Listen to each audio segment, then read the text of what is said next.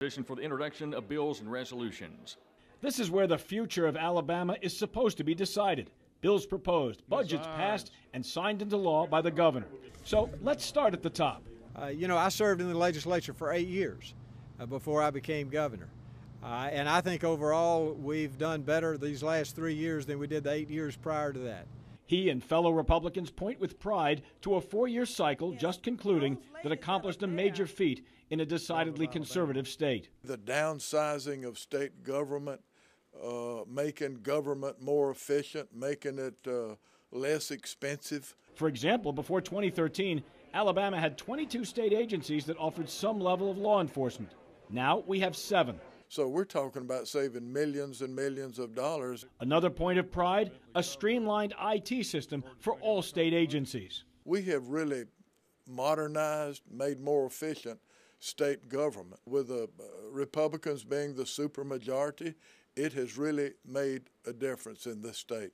Republicans do in fact control the agenda and can cut off any debate if they choose. It frustrates me. We have so much to do, and we never get to the real hard issues. Birmingham Democrat Patricia Todd. I believe we should be addressing the hard issues facing Alabama: unemployment, poverty, economic development, health care. Instead, we spend hours at a time debating display of the 10 Commandments or whether or not nonprofit spay-neuter clinics can exist. But Todd's frustration isn't just reserved for Republicans. I think there's a lot of special interests that control Montgomery. I think there's like 5 lobbyists for every 1 legislator.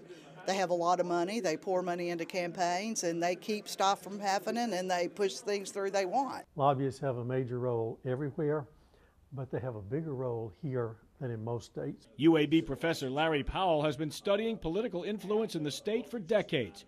He says even the Republican majority has passed legislation against the wishes of the Alabama Education Association, the state's biggest lobbying group, by not letting it know a vote was coming up. That's something unusual when you have a majority of Republicans and a supermajority of Republicans still having to get things by a lobby group. Homewood Republican Paul DeMarco sponsored a controversial bill to reform the Birmingham Waterworks Board. He wonders if his constituents will ever know how hard it is to move the agenda. Have they seen that the water board's hired $500,000 worth of lobbyists to come kill the bill? And then there are all of those bills introduced by small, local, special interests, viewed as a waste of precious time. Well, I mean, it depends on whose ox is being gored. Again, everybody's got legislation that may be important to them, important to their communities, so it just depends on who's talking about what. And all that talking, often so much going on, things that appear distracting, milling about. Guys are on their cell phones. I think you were watching a basketball game. What does that say to the average voter? Well, in terms of myself, what you saw me have up there was one of my schools in my district who were playing in my district in the state tournament, and we were able to stream the picture part. So that was my way of kind of just getting an update as to what the team was doing and how they were doing. Smitherman, now in his 5th term, says much of the important work is done in committee rooms that people don't see.